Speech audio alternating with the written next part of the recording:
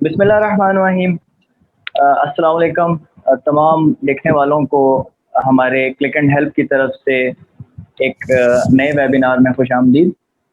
और आज का जो हमारा मौजू है वो है जी इस्लाम, आइन और रियासत पाकिस्तान। और अंग्रेज़ी में अगर हम इसे कहें तो इस्लाम, constitution and state of Pakistan. और हमारे साथ अल्हम्दुलिल्लाह बड़े अच्छे गेस्ट स्पीकर मौजू हैं। और जिसमें सबसे पहले अली हमज़ा साहब हैं। आपने लॉ किया है पंजाब यूनिवर्सिटी से, उसके बाद आपने मास्टर्स किया है पॉलिटिकल साइंस में, और आप एक्सपर्ट हैं कॉन्स्टिट्यूशनल लॉ में। और इंशाल्लाह हम आपसे पूछेंगे इस्लाम और पाकिस्तान का जो आइन है, क्या वाकई हम इस्लामी रियासत हैं या नहीं हैं, और जो भी इसके दीगर हमारी जो चीज़ें होंगी इससे रिलेटेड वो हम पूछेंगे। दूसरे हमारे स्पीकर हैं जी डॉक्टर निज़ामी साहब। आप सर मायानाज साइंटिस्ट हैं, इस मुल्क का सरमाया हैं आप। उसके साथ साथ आप केमिस्ट्री में आप पीएचडी की हुई है आपने, आप डॉक्टर हैं। और तबलीग दीन के लिहाज से आपका माशाल्लाह बहुत काम है। आप दावत व तबलीग का सिलसिला हफ्तावार उनकी नशिस्तें लाहौर में लगती हैं, और बड़ा ही ज़बरदस्त किस्म का इनका मुल्की और गैर मुल्की हालात और दीन का जो आपस में कंपैरिजन है, उनको बड़े अच्छे तरीके से क्रिटिकली सोसाइटी को देखते हैं। और तीसरे हमारे गेस्ट स्पीकर हैं जी बिलाल रफ़ीक साहब। बिलाल रफ़ीक साहब पिंडी से इनका ताल्लुक़ है, और इन्होंने माशाल्लाह ये ज़बरदस्त किस्म के सोशल एनालिस्ट हैं हमारे क्लिक एंड हेल्प एजुकेशन के। और ये पहले भी वेबिनार्स का जितना भी सिलसिला है ये देखते हैं और इन चीज़ों को लीड करते हैं। इसके साथ साथ हमारे साथ प्रेसिडेंट क्लिक एंड हेल्प मौजूद हैं तैमूर मुस्तफ़ा साहब इस्लामाबाद से, जो कि इस सारी ऑर्गेनाइजेशन को, जिसमें हमारे पास एजुकेशन का काम है, हमारे पास चैरिटी का काम है, और अभी इन्वायरमेंट के रिलेटेड भी हम काम कर रहे हैं, तो उसको हम वो भी इस चीज़ को सबको देखते हैं। तो सबसे पहले मैं बिलाल रफ़ीक साहब के पास आता हूँ। अस्सलाम वालेकुम बिलाल रफ़ीक साहब। बिलाल साहब, आप हमें ये बताएं सर कि हमने ये सुना है कि पाकिस्तान जो है वो इस्लाम के नाम पे बना, और सर सैयद अहमद ख़ान साहब ने जो नज़रिए पाकिस्तान की जो बुनियाद रखी, दो कौमी नज़रिए की, वो उन्होंने रखी। उसके बाद अल्लामा इकबाल साहब ने उसकी फ़िलासफ़िकल एक्सप्लेनेशन दी कि कैसे हिंदू और मुसलमान दो अलग-अलग कौमें हैं, और मुसलमान जो है वो एक अलग कौम है, जिनको उन्होंने मुस्लिम नेशनलिज्म की फ़िलासफ़ी पेश की। इसको उन्होंने उसके बाद कायद-ए-आज़म साहब ने सर सैयद अहमद ख़ान का जो दो कौमी नज़रिया और अल्लामा इकबाल की जो फ़िलासफ़िकल एक्सप्लेनेशन थी, उसको अमली जामा पहनाया और हमें एक मुल्क पाकिस्तान बना के दिया अपने जो साथी थे, जय्यद साथियों के साथ मिलकर। और उसके बाद करारदाद पाकिस्तान, जिसे हम अंग्रेज़ी में ऑब्जेक्टिव रेजोल्यूशन कहते हैं, उसमें ये तमाम प्रोसीजर को एक लीगल सैंक्शन मिल गई कि पाकिस्तान एक इस्लामी जमहूरी रियासत है। तो आप बिलाल साहब हमें इस चीज़ पर आप रोशनास कीजिए कि क्या हम वाकई इस्लामी जमहूरी रियासत हैं या नहीं है, या इस मौजू पे जो भी आप गुफ्तगू करते हैं आप इंट्रोड्यूस कर दीजिए। ओवर टू यू बिलाल रफ़ीक साहब। अस्सलाम वालेकुम। सब मेहमानों को मैं खुशामदीद कहता हूँ। अच्छा, हमारा आज का जो टॉपिक है इस्लाम से रिलेटेड, आइन से रिलेटेड और रियासत पाकिस्तान से रिलेटेड। इसके अंदर जब हम थोड़ा सा इसको स्टडी करते हैं या देखते हैं, तो ये स्टार्ट होता है हमारे पास from the very beginning, Pakistan की आज़ादी से, जब पाकिस्तान आज़ाद हुआ था। तो 1947 में हमने बेसिकली एक जो मुल्क हासिल किया था वो इस्लाम के नाम पे हासिल किया था। और उसके अंदर हम देखते हैं तो उसके अंदर नज़रिया पाकिस्तान का एक हमें जो नुक्ता नज़र आता है, और उसके अंदर इस्लामिक आइडियोलॉजी जो है, बेसिकली मुस्लिम आइडियोलॉजी, और वो उसका पाकिस्तान के साथ जो एक आप कह सकते हैं कि लाजिम मलजूम किस्म का एक लिंक है, वो हमें नज़र आता है। दूसरा ये है कि फिर उसके बाद पाकिस्तान बनने के बाद जो है उसके उस मैदान में मुख्तलिफ कोशिशें हुई हैं। मैं थोड़ी सी उन पर रोशनी डालूंगा। करारदाद पाकिस्तान जब मंजूर हुई, उसके बाद पाकिस्तान बना, और फिर हमने देखा कि 1949 में करारदाद मकासद का जो है वो एक कॉन्सेप्ट हमारे सामने पेश किया गया, जो कि बुनियादी तौर पे एक नुक्ता आगाज़ था हमारे पास इस मुल्क के अंदर جو بھی قانون بنے گا وہ آئین و سنت کے مطابق ہوگا، وہ قانون و سنت قانون کے مطابق ہوگا، قرآن کے مطابق ہوگا آئین جو ہوگا، اور اس کے علاوہ جتنی بھی اس کے اندر پروویژنس ہوں گی وہ کوئی بھی اسلام سے ہٹ کے نہیں ہوگی۔ اور بنیادی طور پہ اس کا جو فلسفہ تھا وہ یہی تھا کہ جتنی بھی طاقت ہے، حاکمیت ہے، وہ صرف اور صرف خدا کی، اللہ رب العزت جو ہے وہ اس کی دین ہے، اور ہم اسی کو استعمال کریں گے اور اسی کے مطابق اپنی زندگی گزاریں گے، اسی کے مطابق تمام قوانین بنائیں گے۔ پھر اس کے اندر جو ہے وہ 1956 کا آئین ہے ہمارے پاس، 1962 کا ہے اور 1973 کا ہے، جو کہ کم و بیش جو ہے وہ مختلف تبدیلیوں کے ساتھ گزرتا ہوا ہمارے سامنے ابھی موجود ہے۔ اچھا، یہ تو ایک سوال ہے ہمارے پاس کہ کانسٹیٹیوشن اسلامک ہے یا نہیں ہے، یہ تو ایک الگ بات ہے، لیکن یہ ہے کہ ہمیں یہ دیکھنا ہے کہ جو کچھ ہمارے پاس اس ٹائم پہ موجود ہے کیا وہ پراپرلی امپلیمنٹ ہو رہا ہے یا نہیں ہو رہا ہے، یہ سب سے بڑا سوال ہے۔ اس کے اندر میرے خیال میں بہت سی چیزیں جو ہے وہ سوسائٹی سے جیسا گزر رہی ہے،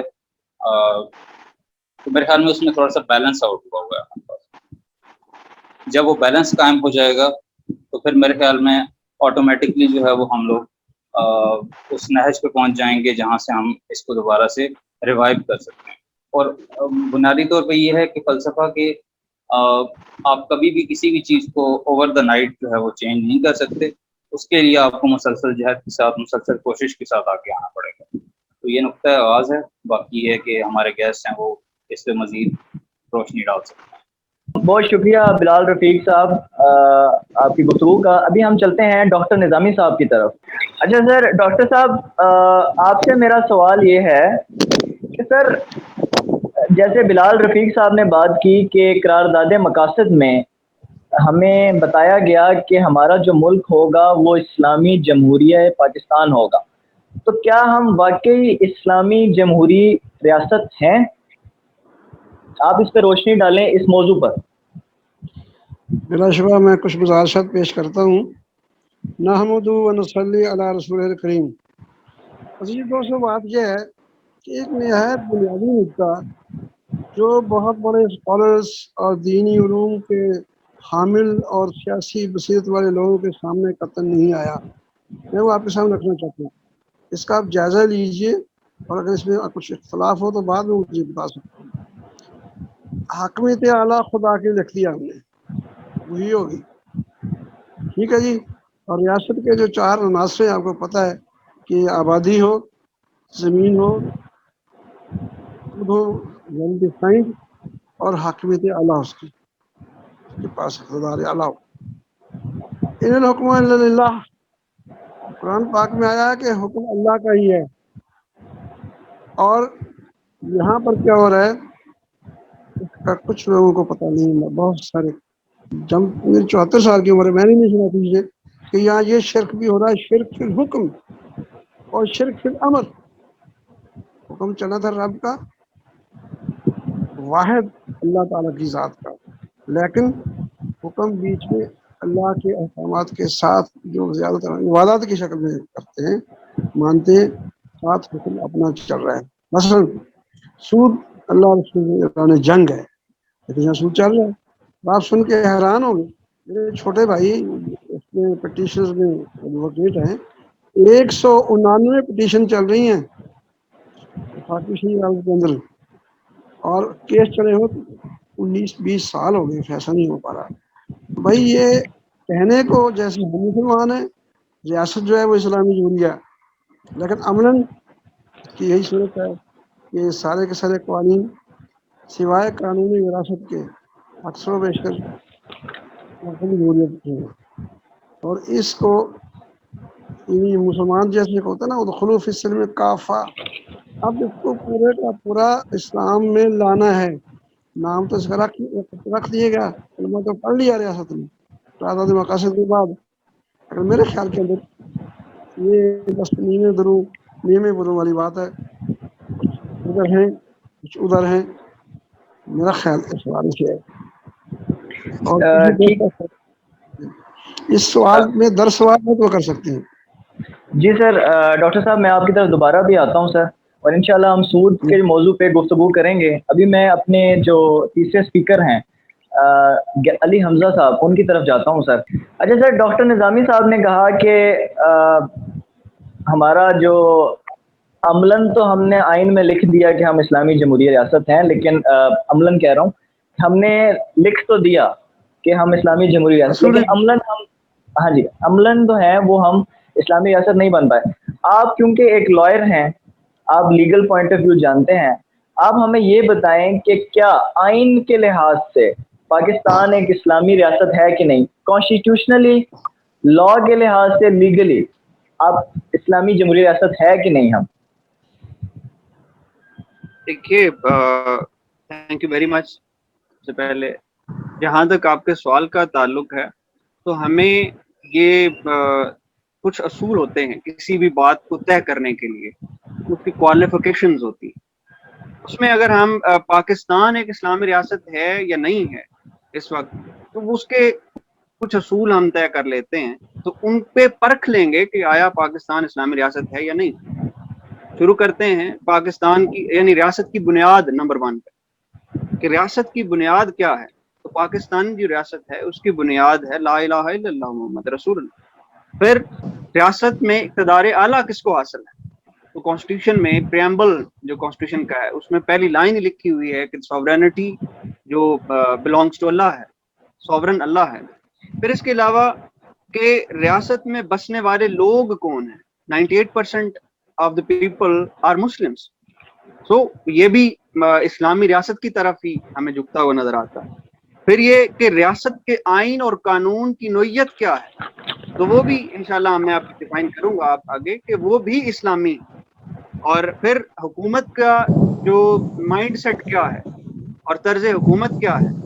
تو اگر ہم حکومت کے مائنڈ سیٹ کو دیکھیں تو آپ کے پرائم منسٹر کہتے ہیں ریاست مدینہ کی بات کرتے ہیں، ریاست مدینہ کے اصولوں کی بات کرتے ہیں، اور جو طرز حکومت ہے وہ آپ کا جمہوری ہے. تو اگر میں کانسٹیٹیوشن میں جاؤں تو آرٹیکل 2 اس کو بالکل ایکسپریسلی کہتا ہے that Islam would be the religion of the state.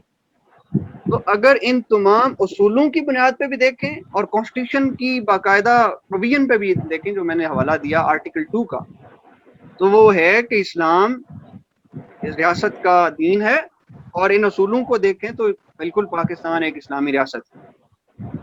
ٹھیک ہے جی، بہت شکریہ. اچھا جی، علی حمزہ صاحب، آپ ہمیں یہ بتائیں کہ اگر کانسٹیٹیوشنلی ہم ایک اسلامی ریاست ہیں تو ہمارے آئین میں اسلامی شقیں جو موجود ہیں ان پہ آپ روشنی ڈال سکتے ہیں کہ بنیادی طور پہ اسلام میں کون کون سی اسلامی شقیں ہیں جن سے ہم کہہ سکتے ہیں کہ لیگلی یا کانسٹیٹیوشنلی تو ہم اسلامی ریاست ہیں؟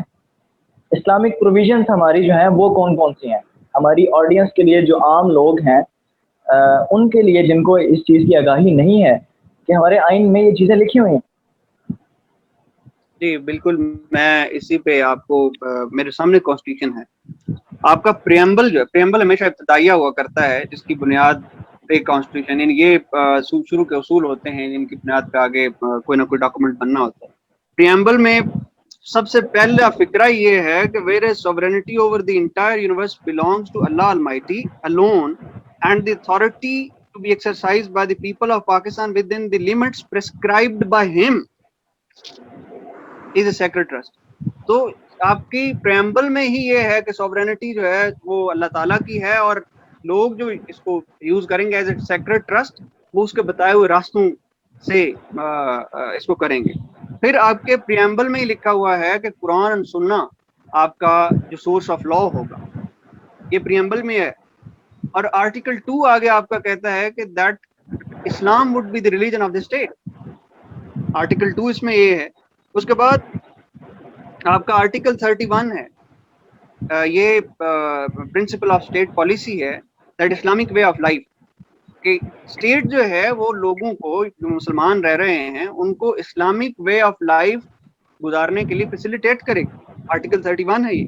پھر آرٹیکل 37 ہے، وہ یہ کہتا ہے کہ social justice and eradication of social evils. اس میں یہ کہتا ہے کہ this would be the responsibility of the state کہ وہ اس میں سود کو ختم کرے, وہ اس میں پروسٹیٹیوشن کو ختم کرے, وہ اس میں گیمبلنگ کو ختم کرے. سملرلی اچھا وکیل صاحب آپ کی بات میں کاٹ رہا ہوں سر, معذرت.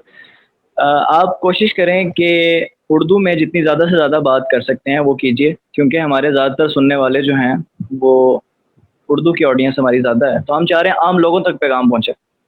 تو آپ کنٹینیو کریں سر. جی میں sir thank you very much. اور معذرت زیادہ انگریزی استعمال ہو گئی, تھوڑا سا یہ وہ فلو میں ہو جاتا ہے. خیر, تو وہ آگے آپ کی جو ممبر پارلیمنٹ بننے کے لیے کوالیفیکیشنز ہیں, اس میں یہ ہے کہ اس کو دین کا علم ہونا چاہیے, وہ بڑے گناہوں سے بچتا ہو, اور پھر یہ ہے کہ وہ اسلامک ٹیچنگز کی پریکٹس کرتا ہو, پریکٹسنگ مسلم ہو. اس کے علاوہ آرٹیکل جو آپ کا 37 ہے وہ میں نے آپ کے گوش گزار کر دیا. پھر یہ کہ پریزیڈنٹ آپ کا مسلمان ہو سکتا ہے. آرٹیکل 41 یہ کہتا ہے کہ پاکستان کا پریزیڈنٹ کا مسلمان ہونا لازمی ہے. پھر آگے فیڈرل اسٹیٹ کورٹ کی بات آ جاتی ہے. یہ پورا ایک سیٹ اپ ہم نے دے دیا ہے, یعنی کانسٹیٹیوشن نے دے دیا آرٹیکل 203 میں 203D میں, کہ اگر کوئی قانون اسلام کے خلاف ہے تو اس کو فیڈرل اسٹیٹ کورٹ میں چیلنج کیا جا سکتا ہے, اور فیڈرل اسٹیٹ کورٹ اس کا فیصلہ کرے گی کہ آیا یہ اسلام کے خلاف ہے یا نہیں. اگر یہ اسلام کے خلاف ہے تو وہ آگے فیڈرل گورنمنٹ یا اگر پروونشل گورنمنٹ کا ہے تو اس کو وہ موقع دے گی کہ وہ بیان کرے اور اپنا ڈیسیشن دے گی. اس کے بعد پھر سپریم کورٹ میں اپیل جائے گی اور وہ فیصلہ ہو جائے گا. پھر اس کے علاوہ آپ کا council of Islamic ideology council ہے. وہ یہ ہے کہ اگر پارلیمنٹیرینز کو ضرورت پڑے اپنی لیجسلیشن کے دوران کہ وہ کسی کوشچن آیا یہ اسلامک انجنکشنز کے خلاف تو نہیں ہے, تو وہ کونسل آف اسلامک آئیڈیالوجی کو ریفر کر سکتے ہیں. آرٹیکل اس میں 228 ہے, آرٹیکل 229 ہے, اس کے فنکشنز ہیں کونسل آف اسلامک آئیڈیالوجی. تو یہ تمام تر آرٹیکل جو ہیں یہ ظاہر کرتے ہیں, ایکسپریس کرتے ہیں اور پروو کرتے ہیں کہ آپ کا کانسٹیٹیوشن اسلامک کانسٹیٹیوشن ہے. اور کوئی بھی ایون جو سب کانسٹیٹیوشنل لا ہے, کوئی لا ہے جو ایک سمپل لا ہے, وہ بھی اسلام کی خلاف نہیں بن سکتا, یعنی قرآن اور سنہ کی جو پروویژنز ہیں ان کے خلاف نہیں بن سکتا. ٹھیک ہے جی. سر میرا آپ سے صاحب میں بیچ میں کچھ کہہ سکتا ہوں؟ جی سر ڈاکٹر صاحب آپ بات کیجیے سر. بس کروں جی سر. بھائی بات یہ ہے, میں نے شروع میں کہہ دیا کہ جیسے ہم مسلمان ہیں نا ویسے مسلمان ہیں, اس کے علاوہ کچھ نہیں. کتاب تک واضح, تم کتاب کے کسی سے ایمان لاتے ہو کچھ پہ نہیں لاتے ہو, اس کی سزا کیا قرآن نے لکھی ہے, دنیا میں ذلت اور رسوائی اور آخرت کا عذاب علیم. اور یہ جو 14 رکھا گیا کوئی قرآن کے خلاف نہیں, قرآن کے مطابق بنے گا. اب میں نے سود کی مثال دی ہے, 20-22 سال سے فیصلے کو ڈیسائیڈ نہیں کر پا رہی کہ یہ خلاف آئین خلاف اسلام ہے یا نہیں ہے. یہ ساری جمع تفریق زبانی ہے, اور عملاً یہاں کوئی اس حیثیت سے یہ نہ دستور اسلامی. مجھے یہ بتائیں یہ کیسا اسلامی دستور ہے جس کے اندر آپ اس حساب سے آئے نا. اگر اس حدیث مبارکہ کو میں پیش کروں اور بہت سارے سینکڑوں جو دوست ہیں ہمارے وہ کہیں گے کہ یہ تو مزے کی بات ہے, آپ نے فرمایا کہ عوام الناس جو ہے نا ان کو مثال تو ایسی ہے کہ 100 اونٹ ہو نا, 100 اونٹ, ان میں سے کوئی ایک سواری کے لائق نکلتا ہے. بھائی جہاں آپ ہیں, جہاں ایک مسٹر لا ہے, جہاں ایک FRCS ہے, ایک PhD ہے, اور جہاں ایک وہ ہے کہ جو نیم فاتر عقل ہو, نیم عقل رکھتا ہو, وہ انگوٹھا لگا سکتا ہو, آپ اور دونوں برابر ہو گئے. یہ کون سا اسلامی کانسٹیٹیوشن ہے؟ آپ اور وہ برابر ہو گئے نا, کاؤنٹنگ جب ہوگی سوچتے رہیے. ٹھیک ہے, میں نے بات کر لی ہے. جی سر, اس پہ سر اقبال کا شعر بھی ہے کہ جمہوریت ایک طرز حکومت ہے کہ جس میں بندوں کو گنا جاتا ہے تولا نہیں جاتا. تو آپ کی بات ہے سر. جی سر. اچھا سر, میں علی حمزہ صاحب کی طرف, میں سود والا کوشچن آپ سے ڈاکٹر صاحب کروں گا, تفصیلاً اس پہ ہم گفتگو کریں گے. اچھا جی, علی حمزہ صاحب آپ سر یہ بتائیں کہ آپ نے کہا کہ آئین میں تو لکھا ہوا ہے کہ ہمارے جو قوانین ہیں وہ سارے اسلامی ہوں گے, जो आर्टिकल 227 है गालबन। तो उसके बाद आप ये बताएं कि क्या वाकई हमारे कवानीन जो हैं वो सारे के सारे इस्लामी हैं या कुछ गैर इस्लामी भी हैं? मैं दो सवालों को जोड़ देता हूँ, अगर कोई गैर इस्लामी चीज़ें भी हैं हमारे आइन में वो भी बता दीजिए, और अगर कवानीन सारे इस्लामी हैं तो वो भी बता दीजिए। इसके बाद मैं डॉक्टर निज़ामी साहब से आके पूछूंगा कि अमलन क्या सूरत हाल।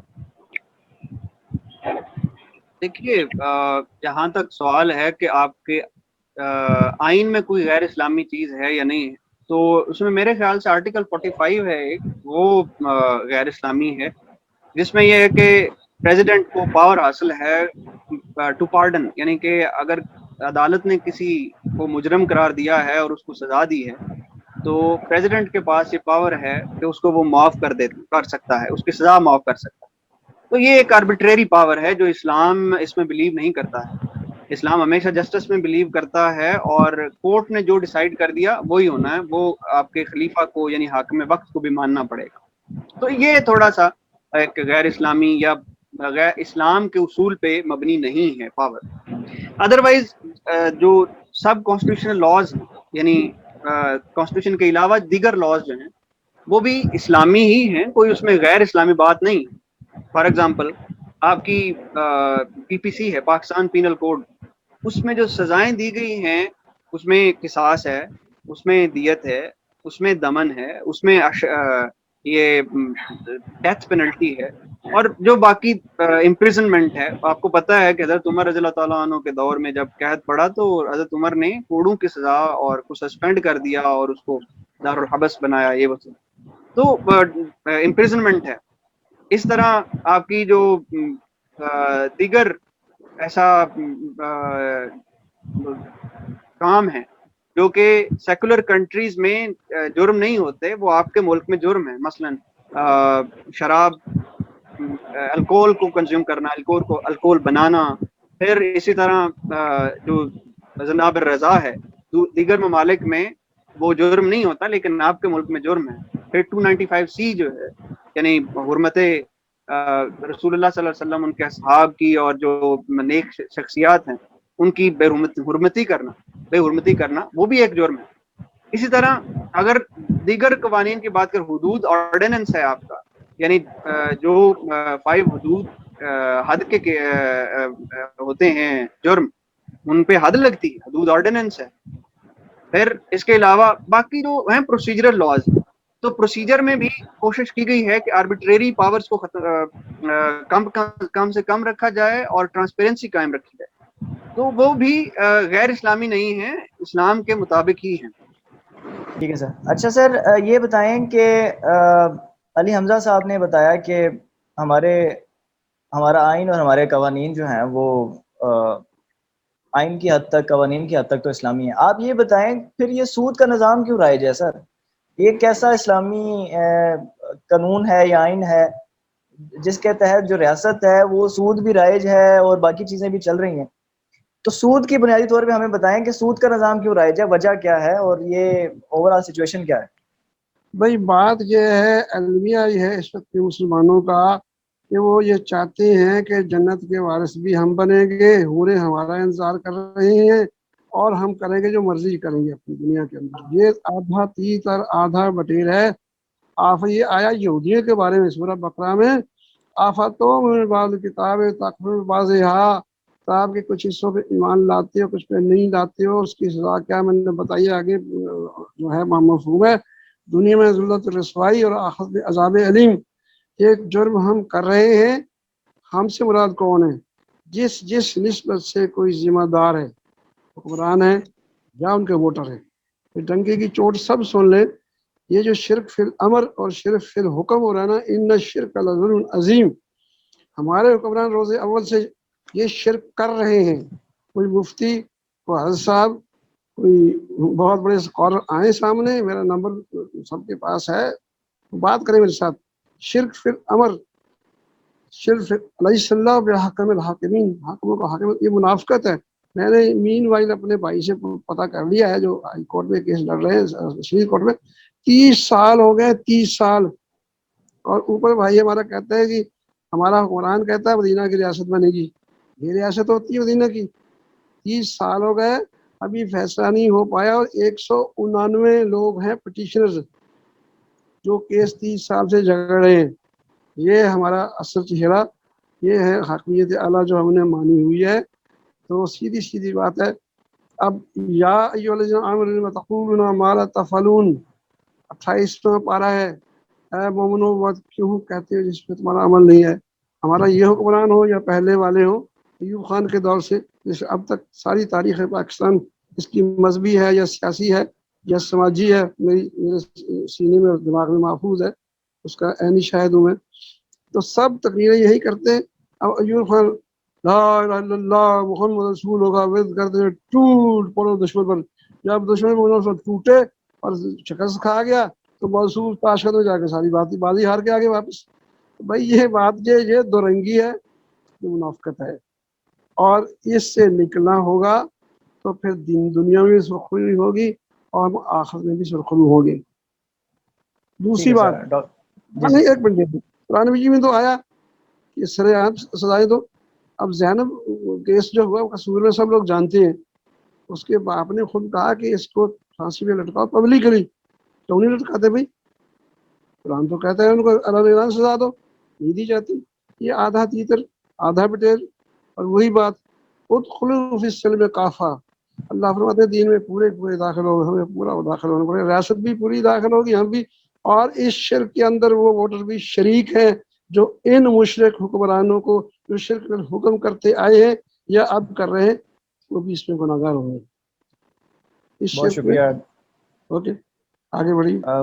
बड़ी खूबसूरत सर आपने गुफ्तगू की है और इंशाल्लाह हम मज़ीद भी इन टॉपिक्स पे गुफ्तगू का सिलसिला जारी रखेंगे। मैं बिलाल रफ़ीक साहब की तरफ दोबारा आता हूँ। बिलाल साहब हमें ये बताएं कि वो क्या बुनियादी वजूहात हैं जिनकी बिना पर हम अभी तक सही मानों में इस्लामी जमहूरी रियासत नहीं बन पाए सर। कोई तारीख़ी पस मंज़र आप बताना चाहें या जो भी वजूहात हैं आप बताना चाहें, आप हमें ज़रूर बताइए। जी अच्छा, thank you so much Hanan भाई। पहले तो ये है कि डॉक्टर साहब की बात से मैं इस तरह से इत्तेफाक करूंगा कि बात जो उन्होंने की है वो एक तरह से ठीक है। इम्प्लीमेंटेशन ऑफ लॉ नहीं है हमारे पास। अगर कवानीन बने भी हुए हैं तो उनका कहीं अमल दखल तो है नहीं आपके पास। इसमें मेरे ख्याल में दो अभी जो चीज़ें हमारे पास बुनियादी तौर पे हैं जिनमें शायद काम करने की हमें ज़रूरत है, वो एक तो ये है कि आपका जो प्रोसिक्यूशन सिस्टम है वही ठीक नहीं है। आपके पास कवानीन भी मौजूद हैं, ठीक है, आपके पास अदालतें भी हैं, लेकिन आपके पास जो तफ्तीश का बुनियादी निज़ाम है जो कि आप उसको कह लें कि अगर क्रिमिनल लॉ की आप बात करें, उसके अंदर ख़ास तौर पे उसका एक आप जब उसको स्टडी करते हैं, उसको देखते हैं तो वो बहुत कमज़ोर है, ठीक है। जिसमें अगर कोई जुर्म करता है, चाहे वो एक ऐसा एक्ट है जो कि शायद आपके दीन से रिलेटेड है या नहीं है, ऑफ कोर्स कोई भी गैर कानूनी काम तो इस्लाम में होता नहीं है, तो उसके अंदर आप जब भी ये देखते हैं आपका प्रोसिक्यूशन सिस्टम बेसिकली फेल हो रहा होता है, वो वहाँ पे आप मार खा रहे होते हैं। दूसरी चीज़ ये है कि अदलिया की अगर आप बात करते हैं, अदालतों के अंदर एक जो लफ्ज़ हमारे यहाँ अक्सर सियासत में भी बोला जाता है, नजरिया ज़रूरत, जब तक आप इसको ख़त्म नहीं करेंगे तो मेरा नहीं ख्याल कि आप अपने कवानीन को जो है वो इस्लामिक कह सकते हैं। अगर हैं भी तो उसकी इम्प्लीमेंटेशन तो कहीं भी नहीं है। दूसरा ये है कि मैं जैसे आपको बताना चाह रहा था कि एक over the period of time आप जब ये देखते हैं कि आपका एक आइन बना, कानून बना, और वो फिर बनते बनते किस हालत तक पहुंचा, उसके अंदर जितने लोग आए हमारे पास, जितने रूलर्स आए, हमारे हुक्मरान आए, उसमें डिक्टेटर्स भी थे, मिलिट्री रूलर्स थे आपके खास तौर पे, उस टाइम पे कवानीन आपके बहुत ज़्यादा चेंज हुए हैं। और दूसरा ये भी है कि उस टाइम पे लोगों ने अपने ज़ाती मफादात के लिए कवानीन को बनाया है, ना कि वो इस्लाम की खातर बनाए गए, ना कि वो कानून जो है वो कुरान और सुन्नत की रोशनी में बनाए गए। अगर वो बने भी तो बेसिकली बुनियादी तौर पे उनके अपने इक़्तिदार को तूल देने के लिए, जैसे आप देख सकते हैं कि ज़िया दौर में कुछ चीज़ें हुई थी जो कि हमें लगता है कि शायद वो इस्लामाइजेशन की तरफ थी, लेकिन दर हकीकत आपको पता है कि फिर 80s के बाद उनके साथ क्या हुआ, चीज़ें फिर वहीं हम उसी नहज पे खड़े हैं। कहने का मकसद ये है कि जो सोसाइटल चेंजेस हैं हमारे अंदर, जो माशरती तब्दीलियाँ आ रही हैं, मेरे ख्याल में वो आप उनको persuasively ایڈریس کر سکتے ہیں. اور میرے خیال میں یہی وہ فورم ہے جو ہم, جیسا کہ ہم اس کو ابھی اوپن کر کے بیٹھے ہوئے ہیں, لوگوں کو ایجوکیٹ کرنا. میرے خیال میں جب آپ اس لیول تک لوگوں کو ایجوکیٹ کریں گے, ابھی اگر سر بتا رہے ہیں کہ وہ 150-200 پٹیشنز ہیں, آپ یہ دیکھیں کہ اگر مزید لوگ اس کے ساتھ جڑتے جائیں گے تو وہ معاملہ کدھر تک پہنچ سکتا ہے. بنیادی طور پہ ہمیں کرنا یہی ہے کہ لوگوں کو ایجوکیٹ کرنا ہے. ٹھیک ہے, تو یہ میرے خیال میں یہ مین نقطہ ہے ہمارا. ابھی لاز ہیں تو اسلامک ہیں, لیکن ایکچولی اس کی امپلیمنٹیشن.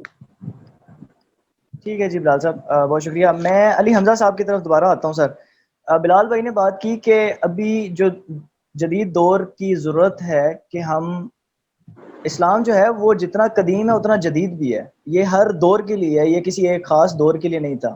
تو اجتہاد کا جو ایک کانسیپٹ ہے اسلام میں, وہ بڑا بنیادی طور پہ بڑا اہم ہے. تو آپ کیا بتا سکتے ہیں کہ ہماری جو موجودہ قومی اسمبلی ہے یا جو ہماری پارلیمنٹ ہے, وہ اجتہاد کر سکتی ہے؟ کیا وہ اجتہاد کے قابل ہیں یا ہمیں کرنا چاہیے؟ اجتہاد کے اوپر تھوڑی سی روشنی ڈالیں سر. جی, میں آپ کے اس سوال کا جواب دوں گا, لیکن آپ کے جو پہلے 1-2 سوال ہیں ان پہ اگر مجھے آپ اجازت دیں میں اپنی تھوڑی انپٹ دے دوں, 2 لفظ جی سر, جملوں میں. بریفلی آپ کر لیں, ٹائم ہمارے پاس تھوڑا سا کم ہے. ہاں جی بالکل. سر, جہاں تک ربا کی بات ہے, سود کی, وہ کانسٹیٹیوشن آپ کو کہتا ہے, آرٹیکل 38F ہے کہ اسٹیٹ جو ہے وہ مکمل کوشش کرے گی کہ وہ ربا کو ختم کرے. یہ ہے eliminate the riba as early as possible. اور یقیناً یہ قرآن میں ہے کہ یہ سود جو ہے وہ اللہ اور رسول اللہ صلی اللہ علیہ وسلم کے خلاف جنگ ہے. اس میں ضرور کوشش کرنی چاہیے, اس میں آپ کی زکوٰۃ کو بڑھانا چاہیے, صدقات کو بڑھانا چاہیے, اس کو سسٹمیٹک کرنا چاہیے. دوسرا آپ کا پرابلم, دوسرا امپلیمنٹیشن میں دوسرا کوشچن جو ہے کہ یہ امپلیمنٹ کیوں نہیں ہو رہا, اسلامک تو ہے. تو یہ آپ کا گورننس کا پرابلم ہے. یعنی جو سروس ڈلیوری ہے اسٹیٹ کی وہ نہیں ہو پا رہی ہے. اس کی وجہ یہ ہے, آپ کا حمزہ الوی اس میں کہتا ہے, آپ کے جو بورجواز کلاس ہے, جس میں وہ کہتا ہے کہ آپ کا لینڈ لارڈ ہے, آپ کا انڈسٹریلسٹ ہے, آپ کا بیوروکریٹ ہے, یعنی کہ ملٹری اینڈ سول بیوروکریسی ہے, اور پھر آپ کا جو ملا ہے. یہ 5 بورجواز ہیں اور ان کے پیٹرن کلائنٹ ریلیشنز ہیں, یعنی ان کے آگے پھر کلائنٹیج ہے, ان کو وہ پروٹیکٹ کرتے ہیں. تو یہ پرابلم آ رہی ہے آپ کی گورننس.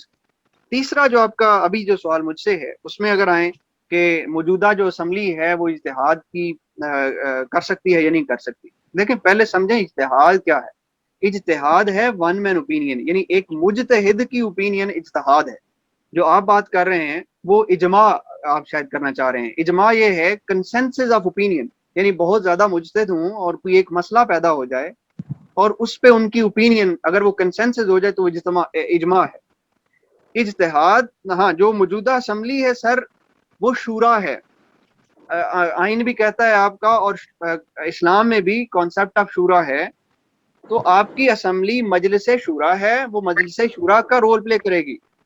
آپ کی جو اجتہاد ہے یا اجماع ہے وہ آپ کا مقصد پورا کرنے کے لیے کونسل آف اسلامک آئیڈیالوجی ہے. تو وہ یقیناً اس میں کر سکتی ہے. اگر کوئی مسئلہ پیش آتا ہے تو کونسل آف اسلامک آئیڈیالوجی کر سکتی ہے, وہ آپ کے اس کو آگاہ کر سکتی ہے پارلیمنٹ کو کہ وہ فلاں قانون کو یا فلاں مسئلے کو اس طرح, یہ اس کا اسلامک حل ہے یا اس میں پروویژن یہ اسلام میں ڈالنی چاہیے. تو میرے خیال میں شورا از ان اٹ سیلف, یعنی کہ ایک اسلام کا ہی کانسیپٹ ہے, اس کا اپنا رول ہے. اور جو اجتہاد کے لیے یا اجماع کے لیے ہے وہ آپ کی کونسل آف اسلامک آئیڈیالوجی ہے, وہ اس کا رول پلے کر سکتی. ٹھیک ہے جی. وکیل صاحب دیکھیں, مجلس شورا کے لیے بھی اسلام جو ہے وہ کوئی ویسے ہی عام بندوں کو شورا میں نہیں شامل کر لیتا, وہ ان کی بھی کچھ کوالیفیکیشنز ہوتی ہیں. ہمارا آئین بھی کہتا ہے کہ آرٹیکل 62 ہے جو کہ کوالیفیکیشنز بتاتا ہے ہماری مجلس شورا کے ممبرز کا, اور آرٹیکل 63 ہے جو کہ ڈسکوالیفائی کرتا ہے. اس پہ روشنی ڈالیں اور یہ بتائیں کہ یہ زیادہ دور میں آرٹیکل 62-63 تو آیا, لیکن کیا یہ صحیح معنوں میں اسلامی نمائندے جو کہ مجلس شورا میں شامل ہونے کے قابل ہیں ان کو یہ چوز کر رہا ہے, یا صرف ایک یہ پتلی تماشا ہے دیگر قوانین کی طرح؟ دیکھیے نا آرٹیکل 62 کہتا کیا ہے, وہ جو اسلامک اس میں کوالیفیکیشنز ہیں وہ یہ ہیں کہ جی پریکٹسنگ مسلم ہو, بڑے جو سینز ہیں میجر سینز ان سے پریونشن یعنی کہ ان کا مرتکب نہ ہوتا ہو, اس کو اسلام کی بنیادی اصولوں کا پتہ ہو. تو یہ تو پھر جج صاحب ان کو پوچھتے ہیں, آپ کو اکثر وہ ملتا ہے کہ آپ کچھ آیت سنا دیں یا کوئی کلمہ سنائیں یا وہ سلسلہ. تو بنیادی چیزیں ایک مسلمان کو یہ ہم پریزیوم کرتے ہیں کہ پتہ ہوں گی جو آئین کہتا ہے. ایک ہے جو 62(1)(f) ہے جو کنٹروورشل بھی ہے بہت, اس کا کوئی ایسا اسلامک میں نہیں سمجھتا کہ ٹچ ہے اس میں. وہ محض ایسا ہے کہ جی ایک بہت سگیشیس ہونا چاہیے, نان پروفلیگیٹر ہونا چاہیے, صادق ہونا چاہیے, امین ہونا چاہیے. وہ ایسی شکیں ہیں جن کو آپ اخلاقیات کی بنیاد پہ جتنا مرضی پھیلانا چاہیں پھیلا سکتے ہیں. تو وہ ایک کنٹروورشل ہے, ادروائز جو اسلامک ہیں وہ میرے خیال میں امپلیمنٹ ہوتی ہیں.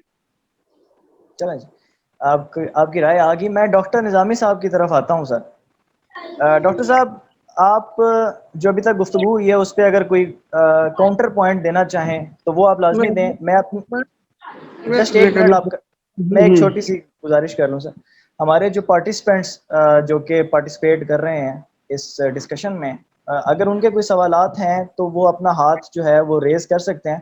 ان کے سوالات بھی لیں گے اور آخر میں انشاءاللہ ہم کوشش کریں گے ان کے سوالات کو لیں. پہلے ہم سپیکرز کی جو گفتگو ہے اس کو کمپلیٹ ہونے دیں گے. اچھا ڈاکٹر صاحب, ایک تو آپ اس پہ جو ہے کاؤنٹر جو پوائنٹ اگر کوئی دینا چاہیں وہ دیں. دوسرا ہمیں یہ بتائیں کہ ابھی تک ہم اسلامی ریاست نہیں بن پائے, اس کی وجوہات کیا ہیں؟ اس کو سر ذرا پوائنٹ وائز یا تفصیلاً اگر آپ کھول کے بیان کرنا چاہیں. پہلی بات جناب, انہوں نے صادق اور امین کے اوپر ریز کیا نا اعتراض کہ یہ تو نیک ہے اور یہ پھیلا سکتے ہو. نبی محترم صلی اللہ علیہ خطاب لوگوں نے جو آپ کو دیا, صادق اور امین تھا. صادق سچا ہوتا ہے, امین امانتدار ہوتا ہے. یہاں تو یعنی کیک بیکس کے نام کے اوپر, اور ہر جناب 5 سال کے بعد جانا جو خاصا بھی کہتے ہیں یہ مجھ سے انارو مانگتے ہیں. کس کو حق پہنچتا ہے؟ جیسے آپ نے خود بتایا کہ صدر صاحب بیٹھ کے قاتل کو معاف کر سکتے ہیں, یہ قرض تو ایک پیسہ کا حساب ہوگا. تو یہ ایسی بات نہیں ہے, یہ لوگوں کی منافقت ہے. اور معاف کرنا, سن رہے ہیں؟ ہیلو جی سر, ڈاکٹر صاحب آپ بات کریں. صاحبان سب کو پاس کر دیتے ہیں. میرے پاس ایسی کہانیاں بھی موجود ہیں, میں نہیں سنا سکتا آپ کو. یہ صادق اور امین اور اس بات کا کوئی قصور نہیں ہے, یہ ہمارے جج صاحبان کا قصور ہے. اور جو آ کر شہادتیں پیش کرتے ہیں جناب, یہ پوتر اور نیک ہے, ہندی پوتر کہتے ہیں. تو میں نے کمنٹس دے دیے اس کے اوپر. اچھا وہ ٹھیک ہے. اب زیادہ صاحب پہ اب اللہ تعالیٰ نے فرمایا, حدیث شریف میں آتا ہے کہ فذکروا امواتکم بالخیر, مرنے والوں کا ذکر خیر کیا کرو. ہاں کوئی فتنہ پھیلا گیا ہو تو وہ بتانا پڑتا ہے. تو اگر اس پر بھی عمل ہو جائے بس تو صحیح مانو ان دیٹ اسپرٹ جس کو کہتے ہیں, تو پھر چند کے لوگ جائیں گے, ووٹر کے پاس چائے سے ہی ہوگا, اچھا بندہ آ جائے گا. چلیے اس سے آگے بڑھتے ہیں. تو اگلا سوال تھا آپ کا, وہ کیا ہے بولا؟ سر میں یہ کہہ رہا تھا کہ کیا وجوہات ہیں, اگر آپ تفصیلاً بتائیں کہ ابھی تک ہم اسلامی ریاست نہیں بن پائے, ان کی وجوہات اگر آپ سب سے پہلی بات یہ ہے کہ نفاق ہے, منافقت ہے. یا ایھا الذین آمنوا لم تقولون ما لا تفعلون, وہ باتیں کہ تقاریر سن لیں اب سب کی. اور ساتھ ساتھ ہے کہ انہیں اور کمنٹ چلتا دے جاؤں, جو بورویہ طبقات میں ملا کو شامل کیا ہے نا, اور ملا بیچارے کے ہاتھ پلے کیا کہ بلا حضور, تو ملا کو تو ایک نمازی کہتا ہے چل مولوی تم اس سے کھڑا نہیں ہونا. ایک یقین کریں, ایک پین جو ہے نا اس کے لیے شوکاز ہے, اس کے بعد سنوائی ہوتی ہے, اس لیبر کوٹ ہے. لیکن بڑے سے بڑے والی وجہ پاس ہو جاؤ. یہ آپ کی غلط فہمی ہے کہ بورویہ تو ملا ہے, پتہ یہ کہاں سے آپ کی ذہن میں بات آئی. تو کتاب آپ نے پڑھی ہوگی, میں نے ہیگل کارماس کو بھی پڑھا کافی. خیر اس کو میں نے جو بات کر دی ہے, وہی بات یہ ہے منافقت ہے بیسیکلی. اور دوسرا دنیاوی اغراض و مقاصد. نبی محترم صلی اللہ علیہ وسلم نے فرمایا کہ ایک وقت ایسا آئے گا کہ قومیں تو پر یوں ٹوٹ پڑیں گی جیسے بھوکے بھیڑیے بکریوں کے ریوڑ پر ٹوٹ پڑتے ہیں اور پھاڑ کھاتے ہیں. साहबा ने अर्ज किया, क्या हम थोड़े होंगे? अब इस हम में भी बहुत कुछ है, क़यामत तक के मुसलमानों को हम फरमा रहे हैं हम नहीं थोड़े नहीं होंगे, तुम्हें वाहन आ जाएगा। तो भाई हम वाहन का शिकार हो चुके हैं। वाओ, ये 2 आंखों वाली वाहन। साहब ने कहा वाहन क्या होता है? अब फरमाया दुनिया की लालच, मौत का खौफ। हमारे हुक्मरान इक़्तिदार न छिन जाए, छिन भी जाता है, इसी के पीछे इक़्तिदार न छिन जाए उसको। अब देखें, भेड़ बकरियों के ये रेवड़ हैं जो दाखिल होते चले जाते हैं, ज़मीर फरोश है। ज़मीर फरोशी सबसे बड़ी लानत है, जिसमें ऊपर वाला तबका और नीचे वोट फरोशी की लानत है। मैं जानता हूँ खूब अच्छी तरह से कि 50 रुपये रोज़ का ले लो, ये झंडा लगा लो पूरे डेरे के ऊपर। देहात से मेरा ताल्लुक है, शहर से भी ताल्लुक है, 2-4 मुल्क भी घूमा हूँ, जापान में ट्रेनिंग ली है, मस्कत में पढ़ाया भी है। तो भाई ये है कि ऊपर ज़मीर फरोशी है और नीचे वोट फरोशी है, और ज़मीर दोनों में कामन है। ऊपर ज़मीर बिकता है, पैसों में बिकता है, वो इक़्तिदार के लालच भी बिकता है, औलाद के लालच भी बिकता है। इसलिए नहीं बन सके। मुनाफ़िक़त और दो रंगी जो है ना, और वो जो कुरान के खिलाफ है, जो कुरान फरमाता है उदखुलू फ़िस्सिल्म काफ़ा, हम फ्रैक्शन में मुसलमान हैं, हम बटों में हैं, हम कसरे इशारिया में मुसलमान हैं, हम पूरे के पूरे मुसलमान नहीं हैं, ना बड़े ना छोटे। इस्तिस्ना हो सकता है, एक्सेप्शंस आर देयर, मैं फतवा नहीं लगा रहा हूँ, लेकिन हमारी बड़ी अक्सरियत जो है ना वो इस दुरंगी और मुनाफ़िक़त का शिकार है। मैं तो ये समझ रहा हूँ। बहुत शुक्रिया डॉक्टर साहब, बहुत प्यारी बातें आपने की हैं और बड़ी दो टोक बातें की हैं, और वाकई ये हमारी मुनाफ़िक़त है। और आपने बड़ी ज़बरदस्त बात की कि वोट फरोशी और ज़मीर फरोशी का ये मिलाप है। मैं बिलाल साहब की तरफ दोबारा आता हूँ। बिलाल साहब, गुफ्तगू हो गई हमारी कि हम अभी तक जो भी इस्लामी रियासत बनना चाहिए थे नहीं बन पाए, तो अभी आप ये बताएं वे फॉरवर्ड क्या है सर? सलूशन क्या है आपके नज़दीक? हमें क्या करना चाहिए कि हम सही मानों में इस्लामी जमहूरी रियासत बन सकें? शुक्रिया हनान भाई। अच्छा देखें, सर ने भी बात की है, अली भाई ने भी बात की है। मेरे ख्याल में निचोड़ एक ही है इस चीज़ का, वो ये है कि जब तक हम आपस में बटे रहेंगे, ठीक है, और दूसरा ये है कि जब तक हम लोग अपनी ज़ाती अना को या अपनी ज़ाती मकासद को सफ़े अव्वल पे रखेंगे और अपना जो कौमी वक़ार है उसको पसे पुश डालेंगे, तो फिर यही। और दूसरा ये भी है कि आप ये देखें कि बदकिस्मती से हमारे मुल्क में जो है वो जो कॉन्सेप्ट्स हैं, जैसे state with in a state के कॉन्सेप्ट्स हैं, ठीक है, उसके अंदर आप देख लें कि तीनों आपके जो रियासत के जिनको आप पिलर्स बोलते हैं, लेजिस्लेटिव हो गया, एग्जीक्यूटिव और जुडिशरी, तीनों से गलतियां हुई हैं। तो वो अपनी अपनी जगह तभी हुई हैं जब आप इन्वॉल्व थे पावर गेन करने के लिए, कहीं पे आप एक दूसरे को सपोर्ट दे रहे थे। मतलब अगर इस मुल्क में मार्शल लॉ लगा है तो वो उसमें अदालतों ने सपोर्ट किया है, ठीक है। फिर टाउट किस्म के जो पॉलिटिशियंस थे उन्होंने सपोर्ट किया है, तो फिर अल्टीमेटली उसका तो रिजल्ट यही निकलना था।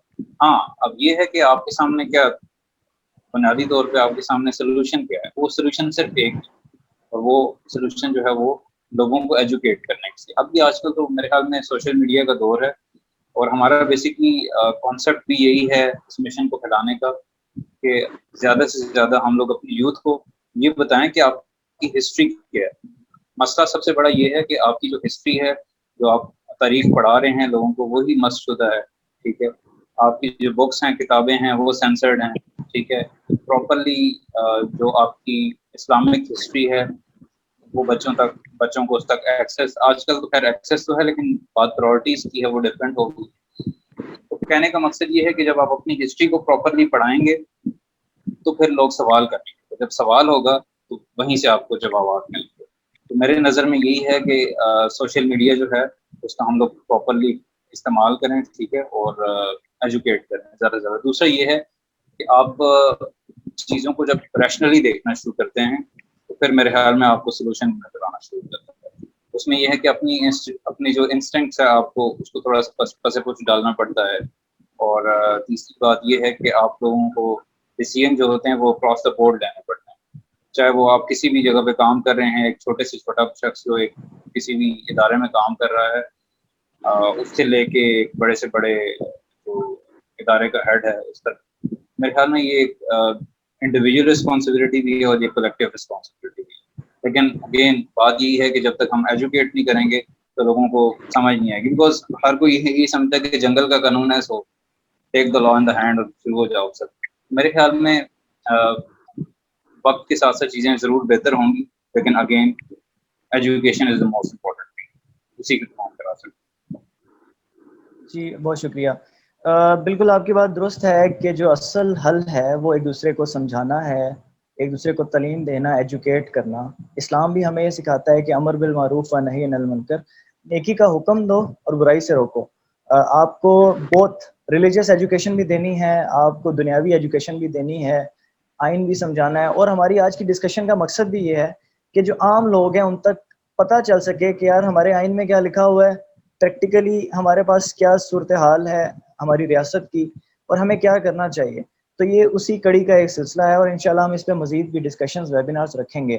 میں علی حمزہ صاحب کی طرف جاؤں گا. علی حمزہ صاحب, آپ سے بھی میرا یہی سوال ہے سر کہ یہ تو طے ہو گیا کہ ہم اسلامی جمہوری ریاست کا ہمارا کیا سٹیٹس ہے ایٹ دا مومنٹ, کہ ہم پریکٹیکلی اس طرح اسلامی جمہوری ریاست نہیں ہیں. آئین کے لحاظ سے, قوانین کے لحاظ سے بالکل ہم کہہ سکتے ہیں کہ ہم آن پیپر اسلامی جمہوری ریاست ہیں. لیکن آپ یہ بتائیں کہ وے فارورڈ کیا ہے, ہم کیسے صحیح معنوں میں اسلامی جمہوری ریاست بن سکتے ہیں؟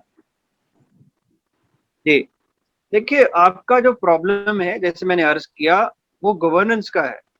آپ کے ہاں اگر غربت ہے, اگر آپ کے ہاں کرپشن ہے, اگر آپ کے ہاں دو نمبری ہے, وہ آپ کا گورننس ٹھیک نہیں ہے. یعنی آپ کی ریاست کی کیپیسٹی بہت کم ہے کہ وہ ان لاز کو امپلیمنٹ کر پائے. اس کے لیے ضروری ہے گورننس کو ٹھیک کیا جائے. وہ کیسے ہوگی؟ آپ ٹیکنالوجیکل انٹروینشن کریں گے. جب ٹیکنالوجی آپ تمام انسٹیٹیوشن میں لے کے آئیں تاکہ ٹرانسپیرنسی آئے, اسلام کا اصول ہے, اکاؤنٹیبلٹی آئے, اسلام کا اصول ہے, جسٹس آئے, اور پھر جو فیڈ بیک آپ کا جو جواب دہ ہونا ہے سارا وہ سلسلہ وہ آئے. اور دوسرا, کون کرے گا کون؟ یہ آپ کامن پیپل کی رسپانسبلٹی ہے. ایوری پرسن, ہر شخص کی یہ ذمہ داری ہے تو جہاں پہ غلط دیکھے تو اس کے خلاف آواز اٹھائے. تو اس کے لیے ضروری ہے کہ وہ کیسے آواز اٹھائے گا. اویئرنیس آپ ان کو دیں گے, آپ ان کو ایجوکیشن دیں گے, اور ان کو یہ جو ہماری آرگنائزیشنز ہوتی ہیں, جیسے کہ یہ اس پلیٹ فارم سے ہے, یہ آرگنائزیشن ہے آپ کی ہے, دیگر جو آرگنائزیشنز ہیں جو چھوٹے چھوٹے گروپس کو لیڈ کرتی ہیں, ان کو ریپرزینٹ کرتی ہیں, ان کو آگے آنا پڑے گا کہ وہ اپنے حقوق کی بات کریں. جب وہ اپنے حقوق کی بات کریں گے تو وہ گورننس ٹھیک ہوگی. اس سے جب گورننس ٹھیک ہوگی تو آپ سمجھیں گے کہ لاز کی امپلیمنٹیشن ہو رہی. تو میرے خیال میں یہی ساری کچھ وے فارورڈز ہیں. لیکن یہ ہے کہ ایک رات میں, ایک سال میں یہ درست نہیں ہوتا سلسلہ, سالوں لگتے ہیں. ایوولوشن کا پروسیس ہے. ہاں ہمارے پاس پرنسپلز موجود ہیں, ہمارے پاس ہسٹری موجود ہے, اس لیے ہماری ایوولوشن تیز ہونی چاہیے. ٹھیک ہے جی, بہت شکریہ. ڈاکٹر نظامی صاحب کی طرف میں آتا ہوں. سر ڈاکٹر صاحب, آپ سے بھی میرا یہی سوال ہے. معاملے کو ہم ڈائگنوز کر لیتے ہیں, لیکن اصل چیز یہ ہے کہ ہم اس کے سلوشن کی طرف آئیں. تو آپ سے میں دو سوال آخر میں جوڑ دیتا ہوں. ایک تو یہ ہے کہ ہمیں یہ بتائیں کہ ہم کیسے صحیح معنوں میں اسلامی جمہوری ریاست بن سکتے ہیں, اور اس میں باری باری ایک ایک کر کے. اچھا چلیں جی, آپ پہلے یہ بتا دیں کہ ہم کیسے صحیح معنوں میں اسلامی جمہوری ریاست بن سکتے ہیں, ہمارے کرنے کے کام کیا ہیں, کیسے ہم بنیں گے. ہمارے برادر محترم نے جو باتیں کی ہیں نا, انہیں کے حوالے سے کچھ باتیں کر کے آگے بڑھوں گا. پہلی بات تو یہ جی, اب جو ہے نا ہمارا میڈیا ٹھیک ہے, اس سے فائدہ اٹھائیں گے ہم. میں نے محترم عمران صاحب سے بات کی تھی فیس ٹو فیس والی اور فیس بک والی.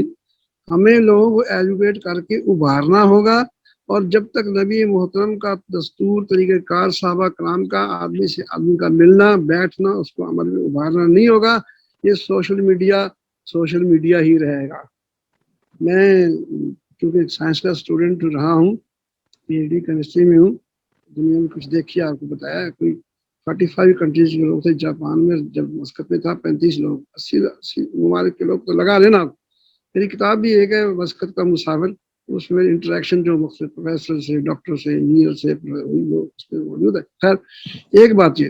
دوسرا، رشی کے فاقوں سے ٹوٹا نہ برہمن کا طلسم، ایسا نہ ہو تو کلیمی ہے کارے بے بنیاد. اب مجھے بھی چونکہ آپ تو سمجھ رہے ہیں باتیں، لیکن جو سننے والے سمجھانا پڑے گا. جب برہمن تسلط اس کا اتنا زبردست تھا کہ کانوں میں سیسا پگھلائے اور ڈال دیتے تھے، جو اشلوک سن لیتا تھا، تو اس کے خلاف رشی منی ہندوؤں کے فقیر ہوتے درویش، اس نے مرد ورد رکھ لیا، یعنی ہڑتال تا مرگ رکھ لی اور مر گیا. لیکن برہمن کا جبر وہی کا وہی رہا. جیسے ہمارے برہمنوں کا کچھ سیاسی برہمن ہے، کچھ معاشی برہمن ہے. تو علامہ کہتے ہیں کہ رشی کے فاقوں سے ٹوٹا نا برہمن کا طلسم، ایسا نہ ہو تو کلیمی ہے کارے بے بنیاد. ایسا بھی ہے، ہاتھ میں ایسا بھی لینا ہوگا، منظم بھی ہونا. اس ملک کا پڑھا لکھا آدمی جس حساب سے رسوا اور بے عزت ہو رہا ہے، صاحب ہوگا ڈگریاں ہاتھ میں فیل ہے جناب، کانسٹیبل بدیوں جا رہے ہیں کہ غیر منظم ہے. رسول اللہ صلی اللہ علیہ وسلم نے فرمایا کہ تم پر جماعت کے ساتھ وابستہ رہنا واجب ہے.